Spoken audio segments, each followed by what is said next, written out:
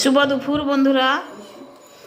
আজকে দুপুরে হয়েছে ঘরে কোনো রান্না হয়নি, যে গ্রামে অষ্টপ্রহর ঘটে তার জন্য হচ্ছে ভোগ দেওয়া হয়। সেখানটানো ভোগ আইসে, অন্নভোগ।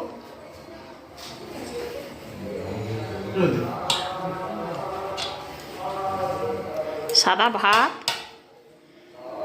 দেখিবার আগে এত খিদা লাগছে, সব লোকের আগে খাইতে বসেছে। এই যে কতগুলা,